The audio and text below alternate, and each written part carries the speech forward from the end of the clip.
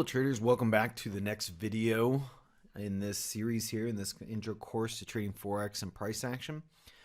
This is a very important lesson. It's on building your trading skills, and I think this is such a critical lesson. After working with over 10,000 plus students, I've seen a lot of students repeat the same errors, either before they come to the course or as soon as they get into the course, or just even in their trading process. The first mistake that traders seem to make is that they treat trading as a game of information and not a game or profession of skills. And to kind of think about this in a different perspective, if I was to run an experiment where I take 200 traders, I'm going to split them in two groups, and I'm going to put 100 on one side and 100 on the other. And the first group of 100 traders, I'm actually not going to have them look at any sort of charts. I'm not going to have them watch any videos. I'm not going to have them actually do any trades on a trading platform for the first 6 months. I'm just going to have them read books, one book every single week on trading. So that's the first group, and that's going to be their learning process. Then I have the second group where I'm not going to have them read any books. But what I'm going to do is I'm going to teach them some very basic concepts, and then I'm going to have them practice those skills over and over and over and over again. So I'm going to take trading, and instead of giving them a lot of information, I'm going to teach them skills, trading skills, skills of risk management, skills of reading the chart, skills of understanding the price action. Now, after 6 months, which of those two traders would you want to invest money in? So now you see my point. The answer is obvious. You're going to want to invest your money in the group that is working on their skills, because trading is not a game of information. The person who has the most information isn't the one who wins. The smartest person isn't the one who wins. There's a whole book, and anybody knows their financial history and trading history. It's called Smartest Guys in the Room. It's about LTTM or LTCM, long-term capital management. It was supposedly the smartest people on the planet. And they did great for the first few years, and then they blew up. I mean, it was an incredible blow up, to the point where the Federal Reserve and the government had to step in just to save them in the global economy, because they really messed up that much. Trading is not a game of intelligence. You need a certain amount of it, but it's a game of skills. And so this is a very critical lesson for you to digest and understand, is that you can't look at trading as a game where if you have all this information and you've read all these different books, you're going to be good. No, that's actually not going to work. You need to have skills. There's a lot of skills you have to have in place. Just like if I want to be a quarterback in football, I'm going to need several skills to actually be good at being a quarterback. I'm going to first need to know how to read defenses. I'm going to need good footwork. I'm going to need good grip on the ball. I'm going to need good throwing mechanics. I'm going to need good arm strength. There's a lot of individual skills that will make up a really good quarterback, and the same goes for trading. You need a lot of individual skills that need to be kind of cohesive. They need to work together, and they need to be part of the same system, so to say, of learning. And if you do that, then you can make money trading. That's how this is done. So that's the first confusion, is that don't treat trading as a game of information. Teach it or treat it as a profession of skill. The second thing in terms of trading skills is making sure that you do not go out of order in terms of building skills. I see a lot of traders going for intermediate advanced skills when they don't even have the foundational skills to work on those intermediate and advanced skills. They're jumping ahead. So this is a very common area, and if you jump ahead in your learning process out of impatience or out of wanting to get out of your job and make money or whatever reason, if you skip any steps, you actually make the process longer. So you kind of create this self-defeating mechanism within your own learning process. Hence, this video on building your trading skills is a super important one for you to understand and digest. The model that we work with, the approach that we work with in terms of building your trading skills. So let's jump in. So I have a very particular model and framework for how I teach my students to build skills. And the model actually comes from my Buddhist training. I've been training as a Tibetan Buddhist for 19 years. And in that training, we have this particular model, which is called base, path, and fruit. So let me explain how this model works. And once you kind of understand the individual components, so that it will just make sense in terms of a particular training model. So the base that you always start with, think of it like the base of a pyramid or base of a house, foundation of a house. It's your starting point. It's your foundation. And this base has to be a fundamental level of direct experience you have. So, for example, if I want to learn how to snowboard, but I've never actually been on a snowboard, it doesn't matter how many books I have on how much knowledge or videos I've seen about snowboarding, I'm going to need a muscle memory built. I'm going to need to do that through getting on the mountain. I'm going to have to practice over and over again what it is to really ride an edge versus skidding. How do I manage, an increase in steepness in the mountain? How do I manage dual fall lines? How do I manage all these things? I could read all the books I want, all the videos about it, but that's not a fundamental level of direct experience. That's just conceptual knowledge. A fundamental level of direct experience is not something that can be negated by a book or anything like that. If I've been on the mountain 50 times snowboarding and I can demonstrate and show you, and I have a direct experience of making S-turns and carving and riding my edge versus actually skidding, which is something different. If I have that experience and I've been able to duplicate it, then I have a fundamental level of direct experience that cannot be negated. So this is your base. If you don't have this base in place, then you can't progress to the next level. So it's important to understand where is your base. We've been building your base in this course so that you have what I would call a beginner, or not intermediate, but it'd be more of like beginner to advanced beginner in terms of knowledge, in terms of things you've been exposed to, in terms of things you should have practiced by now. You'll have a certain base in place. So in any training model, this base, path, and fruit model applies. You have to start at the base. If you don't have that base point, then you can't move forward. So then your goal should be to get to the base. Just like you need to get to the base camp before you actually climb to the peak of Mount Everest, this is the same. So this is what the base is. The path is the actual practice that works with you from whatever your base is. And the goal of the practice, or method, another word to describe this would be method, is to have a very specific practice that if you do this, it's going to wire in a very specific set of behaviors and mindset into your brain. It's going to build particular skills. It's going to build certain muscle memory depending upon what it is.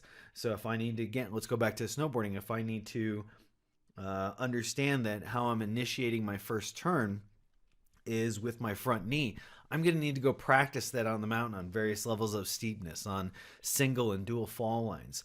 I need to practice that mechanic. If I do that consistently over and over again, eventually it'll become subconscious and it'll become a habit. And that will have a very particular result. So the path is the method to take you from your base and to create a very specific result, to make a stronger you, a smarter you, whatever it is. This practice needs to be a very specific practice, and it has to have a very specific intention and focus in terms of what it produces. So that's the second part of this model. The third part of that is the fruit. So if I have the goal of increasing or decreasing my, my fat and increasing kind of the muscle that I have on my body, well, then I'm going to need to go to the gym, and I'm going to need to do cardio, and I'm going to need to make some changes in my diet. Those are the practices that I do. And if I do that long enough, then eventually I'm going to be in really good shape. And I'm going to have that, kind of physique or physical ability that comes with all that work of going to the gym again and again and again. So the fruit is the result of the work.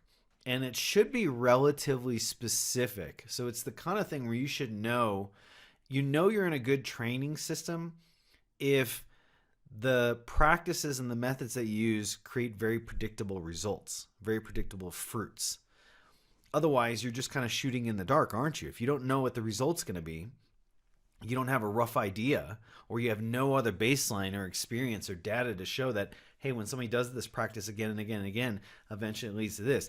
If you don't have that, then you're in the wrong system. You're going to get very inconsistent results, unpredictable fruits or results. And so we have very specific practices that lead to very specific results. So the fruit is what you get when you do all that work. And this is super important. And when you understand this model and how we approach trading, you realize there's no way to skip steps here. You can't just go from the base to the fruit. It would be nice if we could, like maybe the movie Limitless, we take some pill and all of a sudden we're just like super smart. No, it doesn't work like that. That doesn't exist. Don't bet on that existing anytime soon. So you can't skip steps here. You can't just jump into the path and without having the base in place. So there's no way to skip steps here when you realize kind of how air and watertight this kind of model is in this framework of training. So now that we've talked about that trading is a skill-based endeavor, let's talk about the actual skills you're going to need to build. So this educational course is on building your skills to trade the Forex market, really any market, and we're using price action as a methodology to do that. Now, there are many skills you're going to need to build to become a really good and profitable and skillful price action trader. The base or the basics that you're going to have in place is you have to have a basic understanding of what charts are, candlestick charts. You have to understand how the time frames differ and how that has an effect. You have to have a basic understanding of technical analysis. You notice we've provided all that. We've kind of talked about all that leading up to this. So we built that base in place, but those are the basics in terms of price action. You can't just jump into trading skills without understanding what a chart actually looks like and what that information is communicating. The next step is the core skills of price action context, or what I call the 3 pillars of price action context. And so these are 3 individual kind of pillars or approaches to understanding price action context that individually are insufficient, but collectively they're totally sufficient. In fact, they're more than sufficient enough that if you can master these skills, you can understand price action on any instrument, any asset class, any time frame, any environment. That's how powerful these things are. But they're going to take time to learn. You need time to practice that. So the intermediate skills, once you have the basics in place, are the core skills of price action context, the 3 pillars. Now, the first of those is the first pillar, which is impulsive and corrective price action. We've talked about this. Why is this the first pillar? So there's a couple of reasons why impulsive and corrective price action is the first pillar. The first thing is that when you start to understand what impulsive and corrective moves are communicating, they teach you to, by default, by looking at the structures and looking at these types of moves, they by default teach you to start thinking like a price action trader who's getting an understanding of what the order flow is behind the market. This is why we don't focus on 1 and 2 bar patterns, because 1 and 2 bars by themselves isn't going to communicate anything. And even the people who trade 1 and 2 bar patterns like pin bars and inside bars and all this, even they admit those 2 bars or 1 bar or 3 bars by themselves are meaningless. The context is what makes them more powerful. Well, if you're implicitly admitting that the context is what makes 1, 2, or 3 bar patterns more powerful, then shouldn't your first and primary skill or focus be on learning how to understand the price action context? Seems obvious. In fact, once you start to realize that, you actually ditch the patterns because you realize that studying the structures, studying the gestalt, studying these 3 pillars is the foundation for all the other skills you need in price action. It helps you understand price action on a deeper and deeper layer. There is no limit to the depth that you can understand price action by working on these skills. So that's why it's just such a ludicrous idea that your strategies are going to be 1, 2, and 3 bars and you should focus on these patterns. Oh, but they're not useful unless they're in the right context. And even then, the context is more powerful than those, 1, 2, 3 bar patterns. You see kind of how ludicrous this idea is and how ridiculous it is. Your goal as a price action trader is not to focus on candlestick patterns. You're not a candlestick pattern trader. You're a price action trader. That means you understand the price action and you're able to get an understanding of what the order flow is behind that, so you understand what's happening in the institutional market with the larger players, the ones who are actually driving the market. It's like kind of getting an insight. It's like being a surfer and having some sort of tools or machinery that's going to tell you what kind of waves are coming your way and how fast they're going to come, or slow, or how big or small. Tell me that wouldn't be an advantageous tool as a surfer to have that. Like you're out there in the water on your board and there's like this little screen on your surfboard and it's basically telling you, hey, these waves are coming at this time, or you should watch it. They're on their way. They're going to be big. They're going to be small. Whatever. That would be a very powerful tool. That's what it is to trade price action, is to be able to understand what's happening in the market, in the large players who are controlling it, who are creating the order flow and creating that price action. Because we're directional traders, we're trying to profit on the market going up or down. So we need to know who's in control and who's not, which direction is more likely, which is the line of least resistance. We need to know these things. And so impulsive and corrective price action gets you to start thinking like a price action trader. It like teaches you the mindset, it teaches you the approach, it teaches you what you want to be looking at on a daily basis so that you can trade any instrument, any time frame, or any environment. The other thing about impulsive and corrective moves is, in terms of the first skill, is because it teaches you, by and large, it teaches you the most amount of kind of concrete information as to what's going on in the order flow. So when I have a really impulsive move like I do here, if you were to count this, I'm willing to bet, what, 2 out of every 3 candles is a bull candle?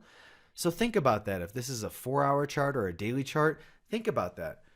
2 out of every 3 candles that is forming. If it's a 4-hour chart, you're talking 8 out of every 12 hours is bullish. 8 hours is generally one session. So out of a session and a half, one whole session is bullish. Or if it's days, think about it. 2 out of every 3 days is bullish. The largest candles are bullish. Most of the wicks are to the downside, which means that the market is trying to go down and it's rejecting those prices and shooting it back up. That's a lot of information there. There's a lot of concrete information I can understand about the order flow by being able to read an impulsive move. And the same goes for a corrective move. Hey, there's no directional control right now. It's a lot of small candles. There's large candles on both sides of the market. It's a mix, 50-50 candles. That's a lot of information. So these two fundamental reasons kind of communicate the importance of why price action context is important as skill, and why impulsive and corrective price action, or impulsive and corrective moves, is the first pillar. So this whole approach that we take is based on understanding the brain. It's based on the neuroscience of how your brain works, which is that when you are in front of the charts, you don't want to be having a lot of mental activity and thinking activity going through your brain. That's, hey, is this impulsive move? Is it a corrective move? I don't know. What's the series look like? Well, I don't know. Does this tell me the order flow is this, this, and this? If that's what's happening going through your mind, how do you have enough bandwidth or clarity or insight to make a trading decision? You don't. When you're trading, you don't want a lot of that busy thinking going on in terms of if it's an impulsive move or not, if it's a corrective move or not. You don't want that. Because if that's happening, then it's taking away bandwidth and it's taking away neural real estate in your prefrontal cortex to make really good analytical decisions. So your goal should be to build these skills of price action context until they're subconscious, until they're habit, until they're automatic.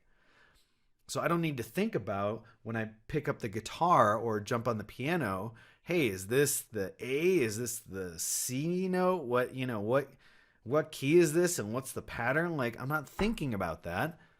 I already know what that is. My hands know where to go because they've learned these keys inside and out. So when I'm reading the sheet music or reading the notes that I'm supposed to be playing, it's super easy. I don't have to think about it. This is how trading has to be. You have to build your skills to their subconscious. This way it frees up the bandwidth and it kind of releases the energy going through your prefrontal cortex to be available for making good analytical decisions, to understanding the risk, to analyzing, the risk versus reward. There's so many things that your brain needs to have bandwidth available to do. And if you don't have the skills in place, then you're going to waste a lot of cognitive and mental activity and bandwidth just to actually decide if this is an impulsive or corrective move. So your goal should be to build your skills until they're subconscious, until they're habit, until they're automatic. And the best way to do this is through a trading simulator. Our model for learning trading is very straightforward. You start on a simulator, then you work on demo platform, and then you work on live. And so the best place to start is a trading simulator. Just like for an airline pilot, the best thing for them to start with is not jumping into a plane, but actually getting into a simulator to make sure that they have all the skills to be able to read all the instruments and adjust them correctly. It's the same thing for you. The best way for a golfer to become a professional golfer is not just jumping into a tournament right off the bat after they've learned how to swing a club. It's getting on the driving range. It's then getting on the putting green. It's then getting on the chipping green. They're working in a simulated environment to build these individual skills. Once you've done that, then it's time to kind of move into a demo account. Now we're kind of synthesizing these skills together and trying them on a charting platform in a live market with a demo account, which reduces the psychological stress of dealing with losing and winning your own money, takes that away and just says, look, we're going to show you the exact prices that professional traders are seeing right now. The only difference is you're not playing with real money yet. So go practice your skills and show us that you have consistent behaviors. Show us that your execution, your mental execution is consistent. Do that, and then it's time to move to live. That's our model for building your skills. The last thing I want to talk about is kind of the mindset, because you're going to need to build some mindset skills to make money trading. There's no way around this. Just like a professional football player has to have certain mindset skills, or a mixed martial artist has to have certain mindset skills, you're going to need that when it comes to making money trading. And to kind of make this process easier for you, I'm going to tell you what your first goal is in trading. Your first goal in trading is consistency. It's consistency in your thought process. It's consistency in your mindset. It's consistency in your risk management. It's consistency in your mental execution. It's consistency in how you prepare. It's consistency in how you review your trades. It's consistency in how you find setups every single day and do your analysis. Consistency is the first goal you should be shooting for, because without consistency built in as a habit, as a mindset, there is no further progression. There is no path to profitability. It's like if you don't have consistency, there's no solid foundation underneath you, and you can't build a house like that. It's the same with trading. So the first stage for you as a trader is the stage of discipline.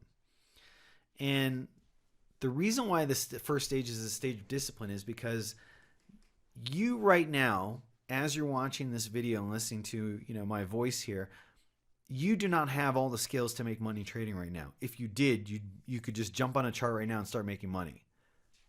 Like, you could start trading now and you'd do that, but you don't have that. And so you're going to have to rewire certain habits, certain neurological networks in your brain. You're going to have to create certain neurological and biological wiring and kind of a mindset to do this. And that is going to take discipline. It's going to take a commitment and a focus to a particular goal, an end goal, understanding that you have to take these small steps along the way to get to that end goal. Just like I need to take many steps before I can even go to the base camp of Mount Everest, and then I'm going to take many more steps to get to the top of that mountain. It's the same thing, and you're going to need some discipline, some kind of resilience and fortitude to be able to go against your biological wiring, to go against your tendencies, your fears, your worries. You're going to need discipline to counteract that, and you'll need that to help wire the correct habits in.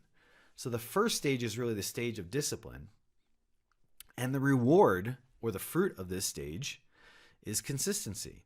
With discipline, doing things over and over again, eventually you make it habit. That habit creates a consistency in performance and execution.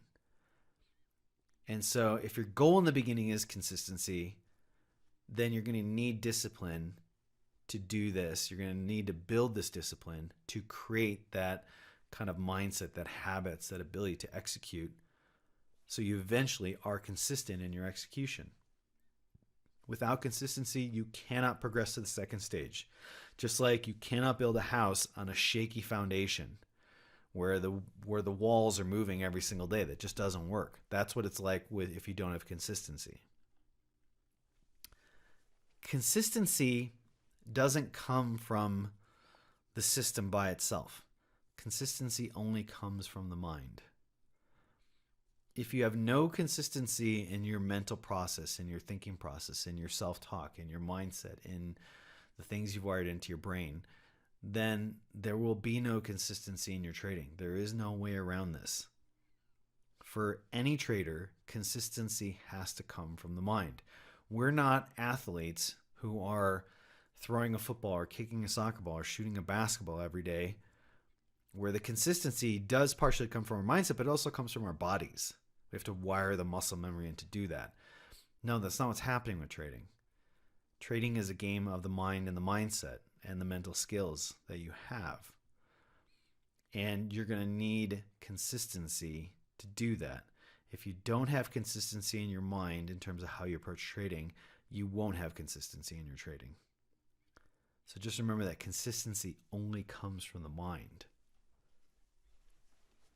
So I've talked about kind of the mindset in the first stage that you're going to be working with. Now I want to talk about some very specific mindset skills. One of the most important skills to understand trading and making money trading is actually understanding how the brain works. And one of the most fundamental principles about how the brain works is called neuroplasticity. The best way to understand neuroplasticity is the brain's ability to rewire and reorganize itself and structure and in wiring, and so that you can learn new habits. It's how we learn. It's how we evolve. The phrase or the best statement to understand this is neurons that fire together, wire together. In case you don't remember or don't know, neurons are neurological circuits. They're like the fundamental brain cells you have that try and communicate with other brain cells. And that communication, how well they're wired to do that, is what builds habits. And so neuroplasticity is the ability of brain cells to connect to other brain cells so that it can create new habits. You have to understand how neuroplasticity works, because understanding how this works is understanding a fundamental way how your brain works, and you have to work with that, not against that, in your trading process. Another key mindset skill is called the GBT mindset, or the Getting Better Today mindset.